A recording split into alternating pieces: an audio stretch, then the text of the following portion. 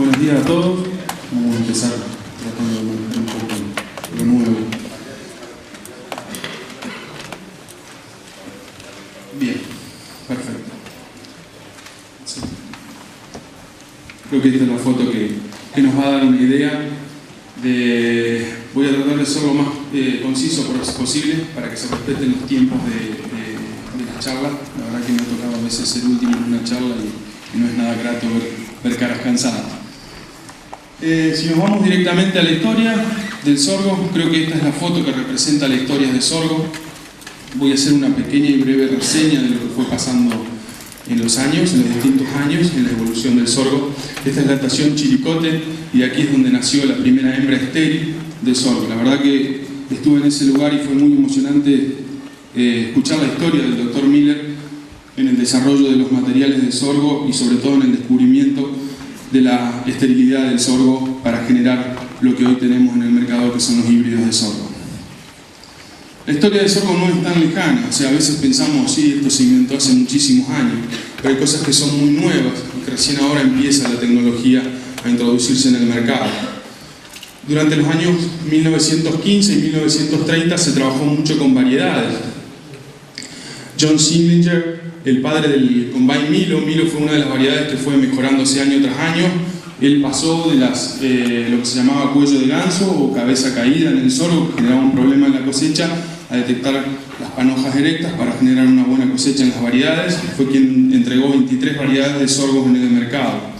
Más adelante, en 1930, Ross Murphy comienza a trabajar con selección del mismo cultivo en enfermedades, y él es quien comienza con el tema de cobertura de panoja con bolsas de papel para hacer la esterilización y lograr que el cultivo tenga homocigosis o llegue a la homocigosis sin contaminación.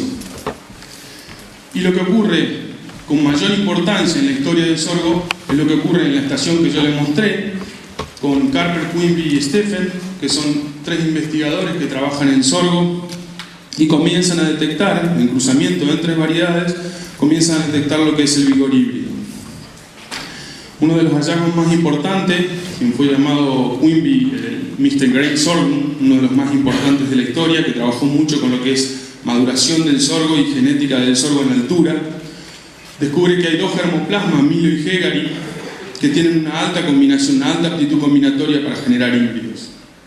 Y Stephen, en 1954, descubre la esterilidad citoplasmática y la posibilidad de que el sorgo pueda hacerse cruzamientos para vender híbridos en el mercado. Como ustedes saben, el sorgo es una especie autofecunda, por lo cual necesita tener esterilidad, no es como el maíz que tiene los sexos separados y se puede castrar fácilmente la planta de cualquiera de los 2 padres para poder generar un híbrido.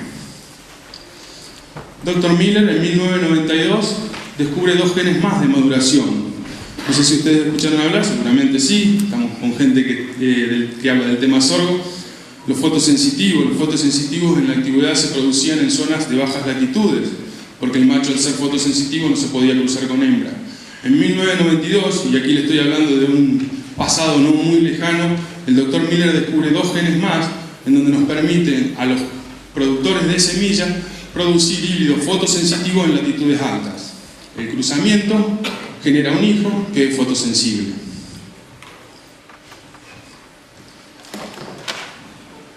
Brown-Midrick creo que es uno de los últimos hallazgos, es lograr alta digestibilidad en fibra. Esto básicamente está apuntado a la parte de forrajeros. Se descubre en 1926 en maíz. Es una mutación natural y ocurre tanto en sorgo, en maíz como en mijo perla. Y en 1978 se introduce en sorgos con inducción química. 6 genes producen esta mutación, de los cuales en el mercado solo 3 se están utilizando: BMR6, BMR12 y BMR18. En realidad, la selección de esos 3 genes es por la capacidad de reducción de lignina y por la digestibilidad que le dan estos genes a la fibra.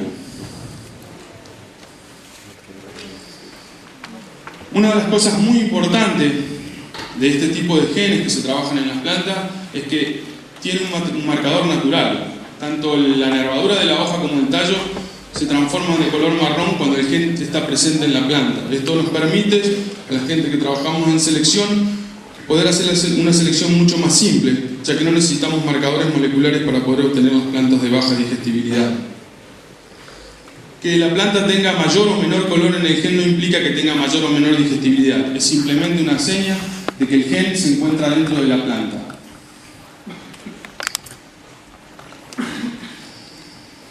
Este cuadro lo quise presentar simplemente porque a veces comparamos con el maíz, buscamos por qué el sorgo está en una diferencia en rendimiento, por qué el sorgo falta investigación, por qué el sorgo no tenemos tal cosa, no tenemos tal otra. En realidad el maíz con hibridación empieza en los años 1934, con una adopción en el mercado de los híbridos, llegando casi al 100% en 1960. Esto trajo aparejado que en el momento de que el sorgo se encuentra la probabilidad de hacer híbridos o la posibilidad de generar los híbridos, se adopte rápidamente. Pero este cuadro lo que quiere mostrar es cuánta diferencia en años tenemos en investigación de sorgo y maíz. Para que ustedes tengan una idea, cuando uno trabaja en investigación, los años perdidos son muy difíciles de recuperar. La única forma de recuperar es cuando, si queremos alcanzarlo, sería que en la investigación de maíz se pare por completo y nosotros tengamos 20 años más para recuperar y estar en la misma situación. Sorgo tiene 20 años de diferencia en investigación entre maíz, comparado con maíz, perdón. Segunda pregunta que me parecía muy interesante: ¿cuánto puede rendir el sorgo? Porque es otra de las comparaciones que se hace, o sea, ¿cuánto puede rendir el sorgo? ¿Cuándo el maíz me rinde más o me rinde menos? El potencial real de sorgo son 20.100 kilos por hectárea. Nosotros estamos utilizando solamente el 25% del potencial. Pregunta, ¿por qué no utilizamos todo? La realidad es que el sorgo está totalmente ubicado en zonas marginales. De hecho, la rusticidad del sorgo hizo que el cultivo se vaya desplazando a nivel mundial. Entonces es muy difícil que lleguemos a esos potenciales, porque esos potenciales se logran con suelos buenos, con buenas lluvias, con buena fertilización.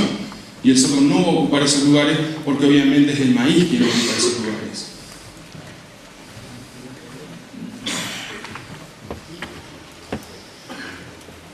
¿Cuáles son las características más importantes que se están buscando hoy a nivel mundial? Como todos sabemos,